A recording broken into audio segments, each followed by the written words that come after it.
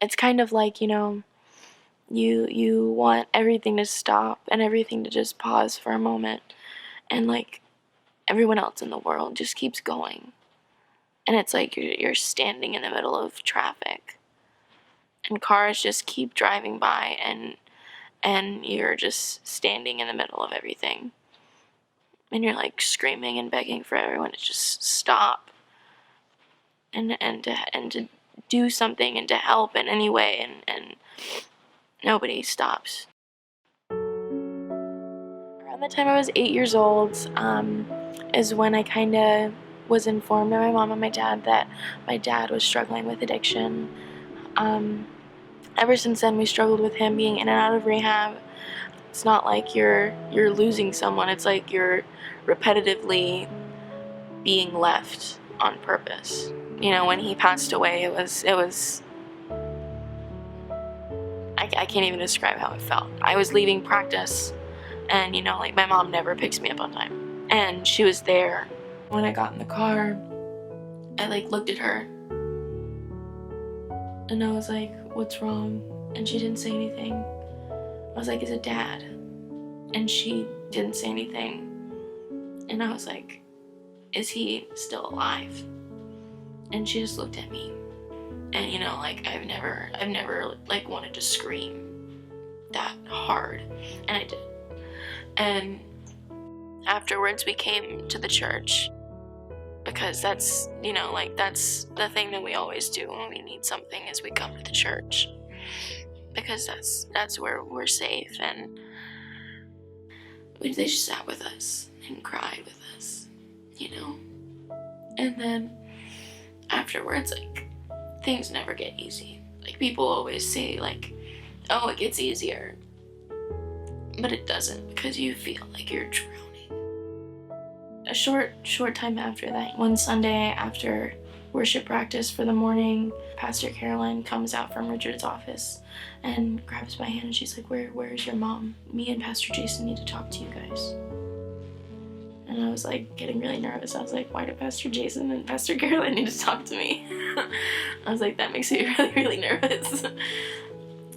I walk in, the door's not even closed, and he says that Ron John was shot this morning. It was like my whole body just decided to give up, and it's just like everything just stopped working, and I just fell down. I hit the wall and I fell down. And kind of afterwards, I was really, really struggling. I wasn't really sure what I was supposed to be doing. I knew that I was supposed to go to college for worship, but I didn't know what I was supposed to be doing now. I kind of just gave up for a while, and it kind of feels like you're stuck in a chain, like you're stuck in something that's never gonna end, and it's just a giant cycle of you losing people. I started to kind of feel like, well, I mean, I can't let that happen to me. I can't let that happen to my mom. I have to be the one to break the chain, because that's what God wants me to do. I remember sitting in my room and praying, and just like screaming, not at God, but just screaming, just crying, saying, I'm done just getting by. I'm done just wanting and hoping that my life is okay. I know that not everything's gonna be okay, and I'm tired of just settling for less. I'm tired of just saying, oh, well, I'll pray tomorrow, or oh, I'll do this, and God, you can wait. And after that, I joined the internship, and I got to work with Ashley about singing and everything, and I started taking my purpose that God gave me seriously. There's kind of two words that God's given me this year, and that's strong and stand. I feel like he gave me strong was because after my dad passed away and after Ron John passed away, I didn't want to be strong. And everybody that I knew was telling me that I was such a strong person, and that my mom was such a strong person, and that we were so strong because we were going through this, and we were still going to church and we weren't letting it hurt our faith. And I became so angry at that word, and that people thought that I was strong. And it took me a really long time to realize that I'm not supposed to be strong, that God is the one that they were seeing. God was the one that was being strong for me, and all I had to do was stand. And then a couple weeks after God gave me these words, Pastor Jason was preaching, and he was talking about standing. And he was talking about, you have to stand after you've done everything you can do.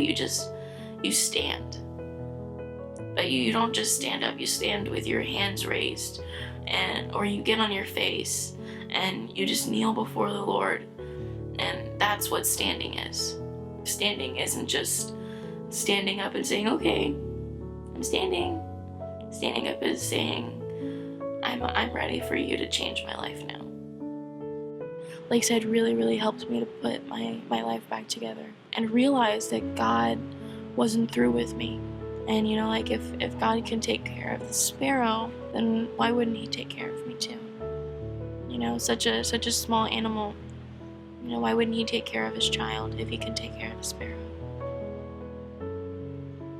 Something that I've really, really learned and I'm able to take away from everything that I've gone through is that losing my dad and my brother doesn't define who I am. It doesn't take hold of the things that I'm going to do in the future. I'm not a product of my environment in the way that someone would think. I'm the product of my environment in the church and my environment in Lakeside and in my church family, and loving on them and them loving on me.